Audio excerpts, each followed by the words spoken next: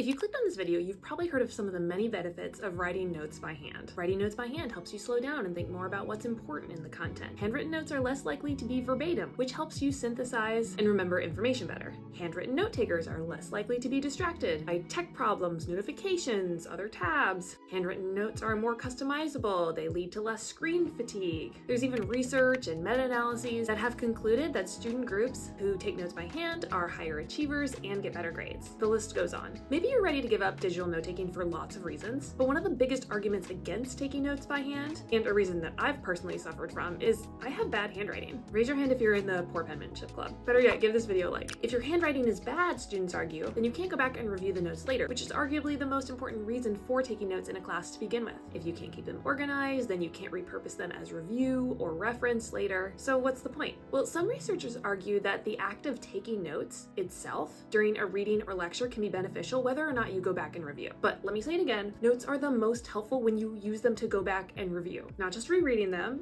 but re-outlining them, using them to quiz yourself. So how do you do that if your notes look like chicken scratch? Let's start with some practical tips for handwritten notes. First off is pick your note-taking style before you actually write the notes. This can be outline, a mind map, Cornell notes. I actually have another video talking about different tips for note-taking, so go check that out if you want. Even if it's just PowerPoint annotations, make a plan before you actually start your note-taking session. If you like to keep key terms on one side and definitions on the other, that's great. Just make a plan and stick with it. You can leave room for diagrams or arrows, but try to follow the framework that you set out for yourself, instead of just random words and phrases with no intentional structure. If the outline for a textbook chapter or the lecture is available ahead of time, some students like to print that out and use it as a framework for their note-taking and just make annotations or notes on the side. You can even ask your teacher or professor ahead of time if they have an outline or even a copy of guided notes for you to follow along with. This is a great place to get started with handwritten notes because you're not doing all of the writing down yourself. Another important structure note is try to get paper or notebook that fits your natural handwriting style. So don't get a notebook with lines that are smaller than your natural font size. If you're a lefty, you can try rotating the paper a little to the right, which will help you see what you're writing better. You also may want to avoid notebooks with spiral bindings because that can put pressure on your hand and make it uncomfortable as you're getting close to the side of the page. Next, pick the best writing utensil. I tend to prefer pens that don't require a lot of pressure to get the ink out, and pencils can wear down or smudge. So can pens, just be careful. But hold your utensil lightly. The harder you press, the more tired the muscles in your hand are going to get, and the more quickly fatigue is going to set on. So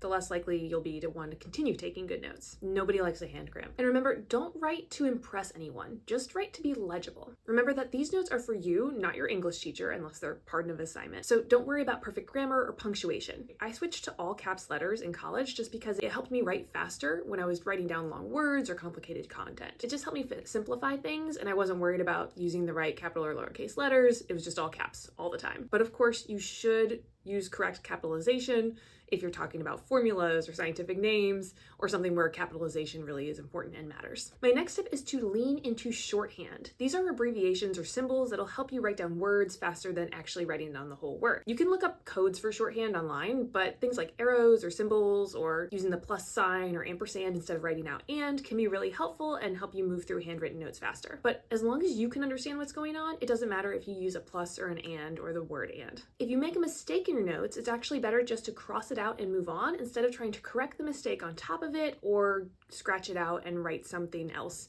in between the lines. If you have specific issues with spacing, tilting your sentences, writing too big or too small, pick one specific issue to focus on and try to practice that thing for a week. Once you've nailed down that one issue and gotten a little bit better at it, take the next one that typically comes along with your handwriting. I can definitely be more of a tilty handwriter and sometimes have trouble staying in the lines, but I've found that working with graph paper or paper with vertical and horizontal lines often makes it easier for me to take more neat notes. This may require you printing out special paper or going to the store to find a notebook that fits your handwriting style, but I promise it'll be worth it in the end. Remember, take breaks, and the more you practice, the more you'll improve, the less tired you'll get, and the better your handwriting endurance will be. Finally, it is always okay to go back and rewrite your notes after class. The act of just rewriting them verbatim isn't the best study strategy, but it can be helpful, especially if you're thinking about the content or reorganizing it in a way that makes more sense or helps you engage actively with the material. Thanks so much for watching. Give this video a like if it's been helpful, and I'll see you later.